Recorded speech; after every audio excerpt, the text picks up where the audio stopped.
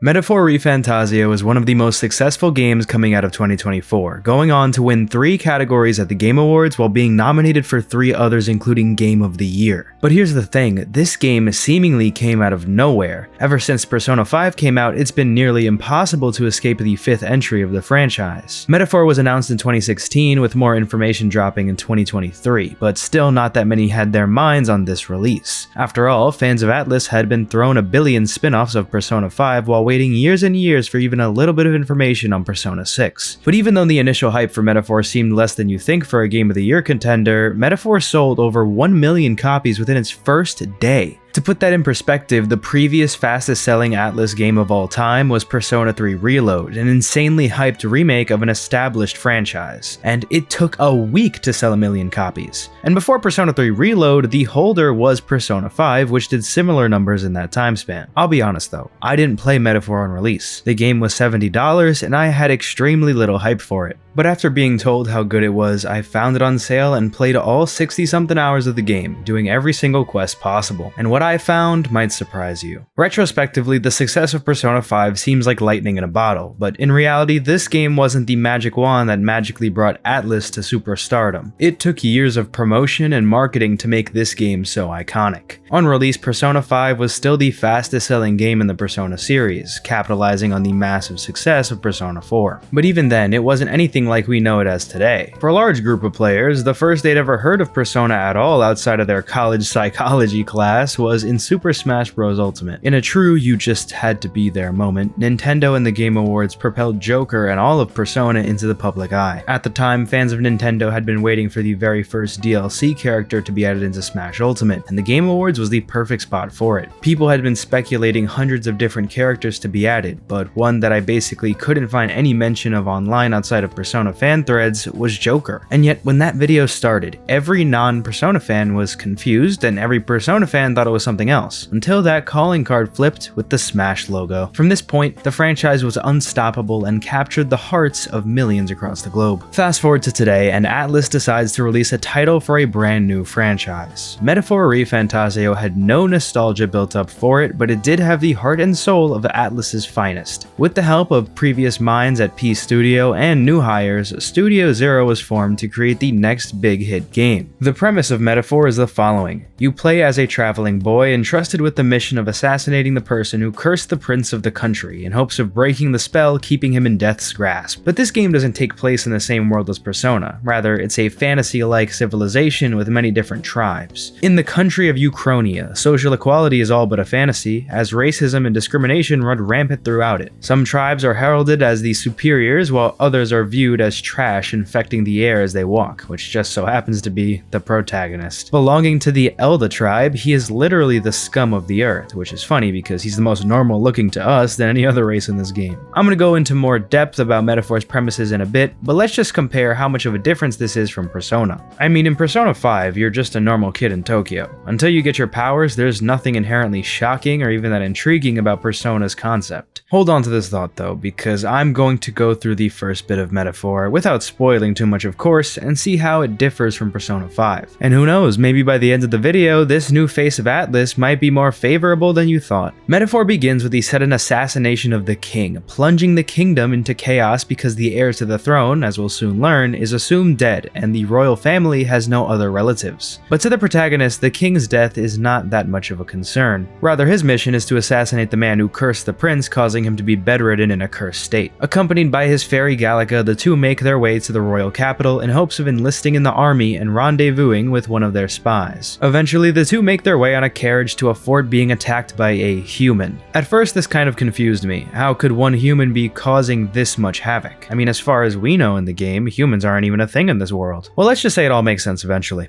At this point, the game finally gets into the gameplay. In the overworld, it's a slightly enhanced version of the classic Persona dungeon crawling style. There's really nothing that much being added besides letting you attack more though, but the coolest part of battling is when you actually get into the turn-based fight. Everything is very similar to Persona, with things like getting an extra attack when you crit, enemies having strengths and weaknesses, and the battle theme being insanely good. The differences in battling are very minute, but if you ignore them, it actually makes this game quite difficult to understand. For example, missing an attack causes causes you to lose a turn. Later in the game, you'll even have opportunities to attack using multiple turn icons, and if that one misses, you basically lose all of your icons. This extra bit of strategy ended up making me think significantly harder about battles than Persona in many cases. Additionally, as we see in the first fight against the human, the alternative for the persona in this game is the archetype. Think of this like having a class in a fantasy game. There's the warrior, mage, healer, and much more. These archetypes are attached to Metaphor's version of social links, and as you meet more people, you get more archetypes. The really cool twist about this though is that you can change everyone in your party's archetype, unlike Persona where only the protagonist gets to swap. Again, this adds a whole new level of strategy to the game which Persona just doesn't have. Later on in the early stages of the game, we get introduced to the concept of followers. This take on social links is almost identical to Persona's. As you level up your bonds with followers, you get stronger with their respective archetypes and get bonuses in and out of battle. I mean, even the idea that you need to level up your personality traits is present here. In Metaphor, they're called royal virtues, but they are essentially the same thing. I know I keep talking about the similarities between these two games, but that's because they are almost indistinguishable conceptually. Even the day and night cycle concept is here. I guess I should also talk about the dungeons though, which do have some similarities but a lot of differences from Persona. This time though, Metaphor doesn't outshine Persona that much. While Persona has never had phenomenal dungeons, Persona 5 at least had a couple bangers. Sadly, Metaphor really only has 2 or 3 that distinctly stand out, and those are at the very end of the game. Most of the time, Metaphor's dungeons consist of castle and cave. To me, these things just aren't as exciting as Persona 5's casino or cruise ship. The concepts aren't even the only thing though. Persona really tried their best to make the gimmicks and puzzles super unique in every dungeon. Metaphor basically lets you run through each place without much brain power needed, and they place all of these enemies around and I can just run past them with no consequences. At least Persona made a point of being stealthy with the security level concept. Now that we've spoken about the gameplay, I guess the next major point of discussion should be the characters and the story. Obviously, I want to make this video free of major spoilers, so I'll try to be a little vague here while getting my point across. I think the most notable difference in characters is actually the protagonist. Persona 5's Joker is framed as a stoic and rebellious figure. Despite being a silent protagonist, dialogue options, cutscenes, and other media suggest he is a very carefree and stylish type of guy. While at the beginning of Persona he's viewed as a delinquent due to his criminal history, people eventually open up to him and he begins to be idolized in a way. It seems as if all of his peers view him as a reliable person who is always there for them. As for Metaphor's protagonist, he's not a silent character. However, this doesn't change as much as you would think. In general, Joker and him have very similar stories. Both have reasons to be ostracized by the world. In this case, the protagonist is Elda, the most marginalized race in the country, like he's literally the only one anywhere. Although he has this very unfortunate card dealt to him, the friends he meets along the way never judge him for it. Stroll, someone belonging to the highest race of society, actually becomes his best friend. Throughout the adventure, the protagonist meets people and seemingly becomes their beacon of light. A lot of the people he meets are found in places of lost hope. Many of them are on their last legs and on the verge of giving up. Time and time again, the protagonist is the one to motivate them through his words and actions. Comparing Joker and Metaphor's protagonist is actually pretty easy because their roles are largely the same. Joker meets a ton of people who are struggling in life and in a terrible spot, but miraculously he's able to help them. I would say the biggest difference is that Joker solves his problems with violence and magic powers. In a lot of cases, Metaphor deals with its character's problems through narrative, wherever possible. Of course, violence and conflict is necessary sometimes, but it's almost never the first instinct. I mean, just comparing this to Persona, where if Joker hears something bad happening to someone, he asks for their full government name so he can fight them in mementos. Personally, I think Metaphor just gets a bit more creative when it comes to its main characters solving problems and issues. Speaking of which, Metaphor's side characters are a bit different than Persona, especially in the stereotypical archetypes they embody. While in every Persona game you can expect similar personality traits in the best friend characters or the love interest, Metaphor does its best at making each character very complex. Stroll, for example, fits the role of the best friend character, but he is actually very intelligent, respectful, and of a noble family. The next partner you'll find is Hulkenberg, who is a female knight, and despite her outward strong appearance, struggles deeply with insecurity purity and guilt. Even your fairy Gallica in the game has quite an in-depth character arc, despite Atlus's habit of making companion characters annoying as hell. This isn't to say Persona's characters are bad in any way though. In Persona 5 there are a ton of in-depth main and side characters you meet. I think it would be fair to say though Personas are a lot more stereotypical. Despite Metaphor being a fantasy, it actually feels a lot more realistic in a lot of cases. And really that sums up the entire Metaphor experience and theme of the game. When you first boot up Metaphor, you're asked a question that wants to see if there is reality in fantasy. This moment at first seems a little surreal and even kind of creepy, but that's the thing. The purpose of Metaphor is to connect on a real level with the player, using the medium of fantasy. In a way, this blurs the lines of what is fantasy and what is reality. Throughout the game, from the first moments to the end, the game challenges common beliefs and moralities. In the game, the idea of an equal and unprejudiced society is a fantasy, while racism and hate is all they know in their reality. The character's ideal world is one that we as the players already live in. This dynamic brings up a whole other discussion of whether our modern world is actually a lot better than we think. Much like the name suggests, Metaphor includes plenty of metaphors for troubles we experience in the real world. I find this interesting because Persona does this as well, except it's explicitly said. Like, no one questions whether or not a corrupt politician running for office is bad, because that's a struggle in the modern world. Because of how obvious this is, we don't really need to think that hard about the messaging of the game and apply it to our lives. In Metaphor, we're not always told what's good or bad, or rather, we're left to connect with the game's events to our own lives. That being said, Persona 5 is still very inspirational with its messaging. Both of these games can feel very grand in the way they present their major conflicts. I mean, realistically, no average teenager is going to be looking to kill a potential dictator in order to save their country, and yes, this goes for both games, funnily enough. But I think the relatability comes from these smaller issues. Take out the whole solving problems with changing hearts thing in Persona, and it's super realistic. I mean, Metaphor does this too, but I think due to the fantasy nature of it, it's inherently less obvious. What both games do, though, is use the protagonist as a representation of hope. I know we've gone through a lot of things so far about these games, but we still haven't spoken about two really important factors: the art and the music. Let me tell you, the art of both of these games is extraordinary. While the game's graphics are admittedly not that great, the UI and in-game art more than makes up for it. In Metaphor, the menu is literally a masterpiece, which to Atlus's credit is a common factor in every game they've made since Persona 5. The fact that something which is so often ignored in most games gets so much attention in this one is really amazing. My favorite art in these games actually has to be these landmarks you stumble across throughout it, and I can't talk much about it without spoiling stuff, but they really help with making the world of Metaphor beautiful and believable. In Persona 5, I think there's a lot less of that in-game artwork that we love.